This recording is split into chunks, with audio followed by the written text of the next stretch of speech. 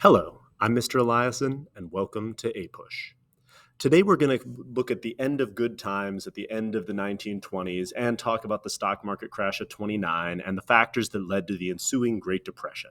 So, all the prosperity of the 1920s is unfortunately going to come to a crashing halt, leading to a spectacular reorganization of American society, American politics, American expectations, and really also setting the stage for the next massive global war.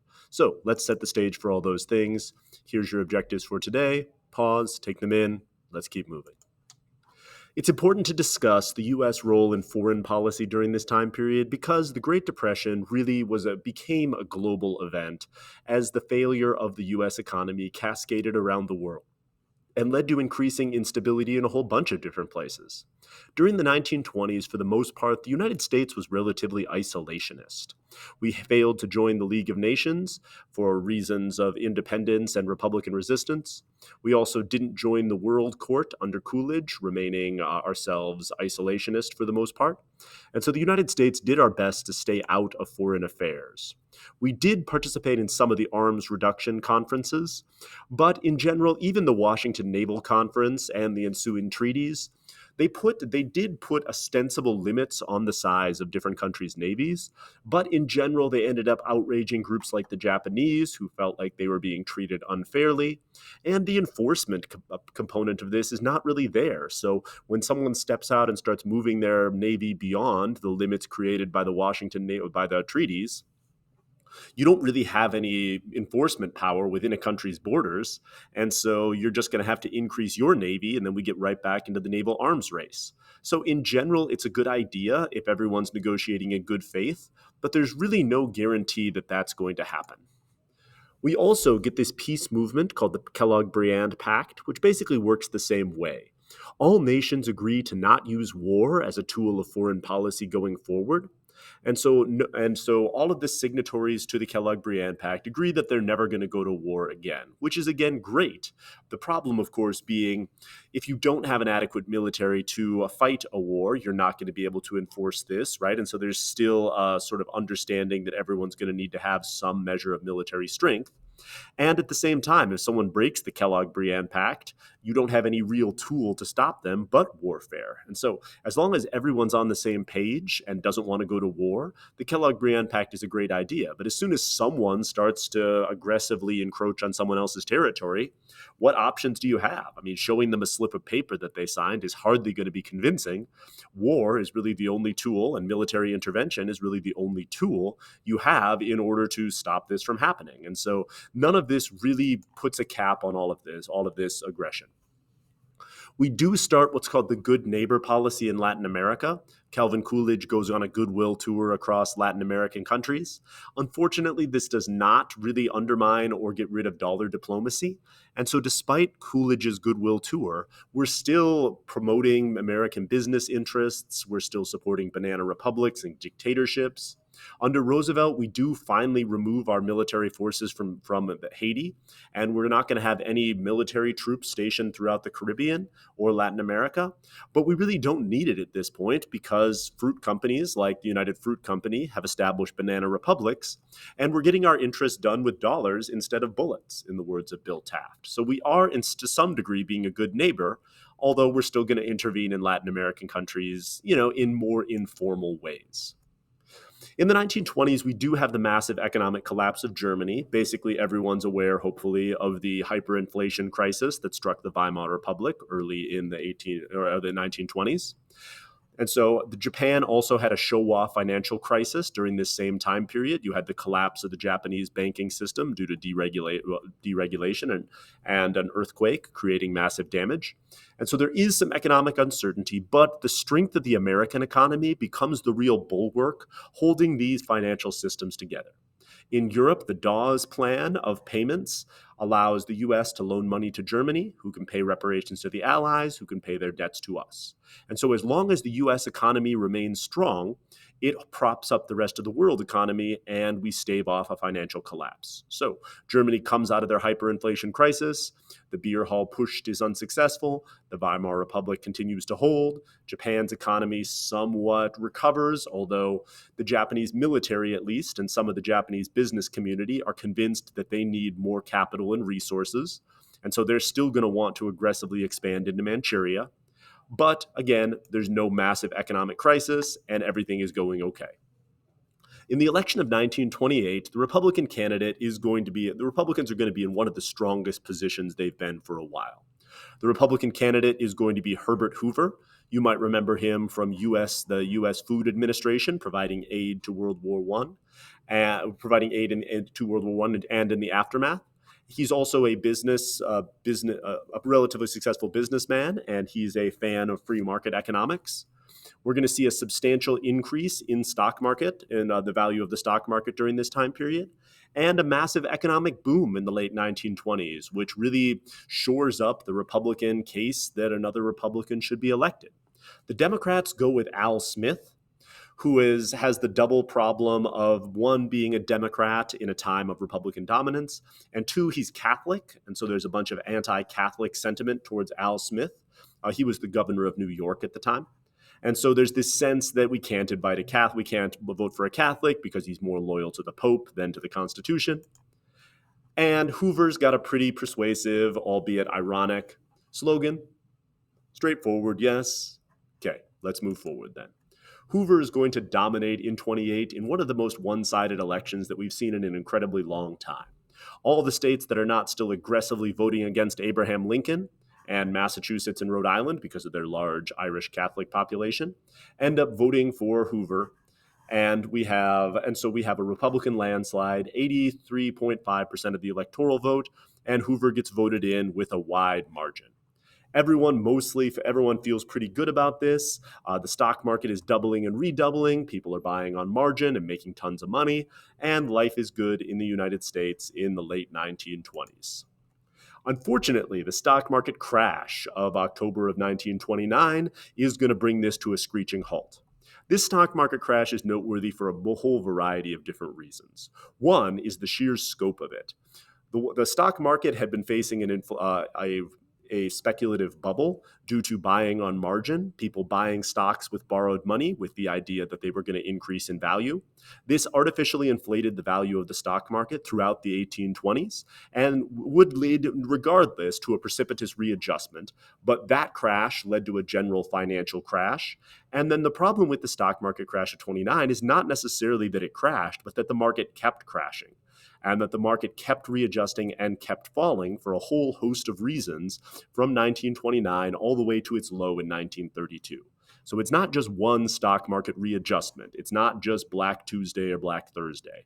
It's the whole collapse of the U.S. financial system and the massive loss of capital, which then would cascade across the American economy. It's pretty straightforward here. Americans are losing hundreds of thousands of dollars in investment and capital, which is going to lead to a deflationary spiral and lead to the absolute collapse of the American economy. So again, it's not just the crash, but it's the continued crash and the lack of recovery that's going to lead to the Great Depression. So here we see the massive collapse in stock prices, and then a continued collapse in stock prices, and a continued collapse in stock prices. This economic downturn is known as the Great Depression. It's going to lead to a massive collapse in American quality of life. It's specifically going to hit marginalized groups very hard. It's going to lead to massive domestic migrations and a real refocusing of Americans on a variety of different economic issues and a political realignment in the United States. The Dust Bowl. The Dust Bowl is going to devastate farmers across the Great Plains. Farmers have been struggling, honestly, throughout the whole Gilded Age and afterwards because of deflationary spirals. But really the increase in production through World War II, coupled with increased mechanization and a drought, combined with those storms of locusts, leads to this Dust Bowl, the dust storms, and the farming collapse of the Western states. All of this, especially the collapse in farm prices and the dust storms, are going to lead to a migration of people out of the Midwest as these Okies head to California to try to make their way and figure out some way to survive. It's also going to lead to, again, as we said, the collapsing of farm prices and increasing agitancy or increasing agitation amongst farmers who are going to push back against this. And so we see farmers resorting to radicalism out of their desperation. The other thing that led to the massive collapse in the Great Depression was overproduction. Firms had taken out huge loans with the understanding that as long as they produced products, people would buy them and they could pay off those loans. Because of this and because of streamlined production, we ended up just simply overproducing, leading to a collapse in prices. When these prices collapsed, business profits collapsed. People were laid off of their jobs. They had less money to spend, and this led to falling business profits. And this self-reinforcing cycle was incredibly hard to break and kept us in an economic downturn for almost a decade. Buying on margin helped finance the crash and led to substantial debt for people. Because people were buying stocks with borrowed money with the assumption that they would increase in value, once the stock value crashed, not only could you not make money off of this stock, but you still had to pay off the debt. This debt would then take, any assets that you had. Stockbrokers would come and confiscate any of the rest of your assets. And when enough of these stockbrokers could not break even, the whole thing ended up collapsing and you got spectacular bank failures. So even people who did not buy on margin, who behaved totally responsibly, their life savings were wiped out because banks only hold a specific amount of money in reserve. And once that money's gone and the bank can't pay its debts, the bank goes out of business, and anyone who puts money in the bank loses it. Once the news of a bank contagion starts to spread, people have runs on other banks, and so you see a steady series of collapsing of banks, starting in 1926 and really going all the way to 1933. All of this wiped out people's life savings, cut down on their consumption, which further depressed the economy. The Federal Reserve was supposed to be the lender of last resort to lend to banks, but because of their sort of moral qualms and the ideals that the Fed held at this point, they believed instead that they should allow these banks to fail because it was the bank's own fault for making bad investments. The Fed also, in order to punish banks and stop people from buying credit, instead of expanding the money supply, contracted it. And instead of loosening up their monetary policy and lowering interest rates, they raised interest rates. This made it even harder to borrow, further decreased the people's ability to finance and to get themselves out of debt, and led the Great Depression to be significantly worse. And so central banking actions during the Great Depression significantly hurt the economy as opposed to helping it out. And the Great Depression then sort of cascaded across the rest of the world. With the collapse of the US economy, the German economy also collapsed, and the Allied economy also collapsed, and the Japanese economy collapsed, Chinese economy collapsed, and we saw this spectacular fall and collapse of the global economy, leading to economic depressions all around the world. This would lead to increasing radicalism in Europe and Japan, and would really pave the way for the Second World War. This increasing unemployment in the United States then again became cyclical. And as people didn't have jobs, they couldn't purchase stuff. Businesses then couldn't hire people, and so more people were laid off or businesses failed, which led to higher unemployment, which then led to lower consumption. And so without something to break this cycle, the U.S. economy continued to spiral downward, and unemployment hovered at, and again, these were somewhat informal statistics at this point, somewhere between 15 to 30% throughout the entirety of the Great Depression. Here's the takeaway from all of this. Pause, take it in, and we'll move forward. The Hoover administration did attempt to respond to this. One of the major misnomers in American history is that Herbert Hoover sat back and did nothing, which he did not. He passed a high protective tariff in order to protect American businesses, the Hawley-Smoot tariff. Unfortunately, everyone else retaliated with their own tariffs, and it further slowed the global economy. He also passed significant tax cuts to try to put money back into consumers' pockets. But with unemployment being at the rate that it was, this was not enough to deal with the problem. And he created the unfortunately named President's Organization on Unemployment Relief, or POOR, which encouraged businesses to keep up hiring and encouraged businesses to keep paying their current level of wages. But of course, encouragement does very little in the face of a spectacular economic crash. And so all of this was not enough to deal with the problems of the Great Depression. and the Great Depression continued. We also got some massive building projects and the push for public works like the Hoover Dam. But again, the amount of people who could be employed on such a project was so small in scope to the problem that it did very little to actually dent the economic collapse. And plus, the places where these jobs were not necessarily where the people who were unemployed were. And so it really highlights the problem of trying to use targeted economic relief to deal with spectacular economic collapses. Is you have to be very intentional about the way you do it, or else it's not going to have as much of the desired effect. Because of this, Herbert Hoover is going to get a lot of the blame for the Great Depression, both because he was president when it happened and also because his administration's response was not as sweeping as what we're going to get from Theodore Roosevelt.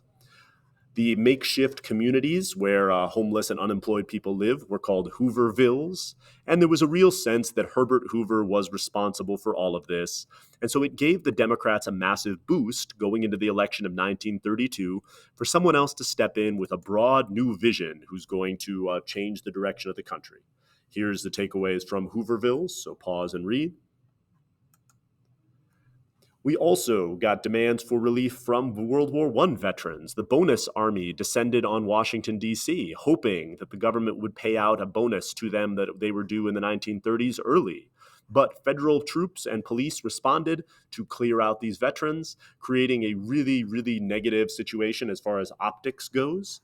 And so this March on Washington was displaced, and it further hurt the popularity of Herbert Hoover. Here's images of American veterans being driven out by police. Relatively unpleasant.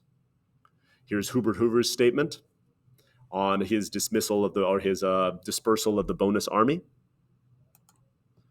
So that brings us to the end of the lesson for today. Tomorrow, we'll introduce Franklin Delano Roosevelt and his New Deal and discuss how this represents both a shift in the United States politically and the extent to which this new program solved the problems of the Great Depression. Thank you for listening.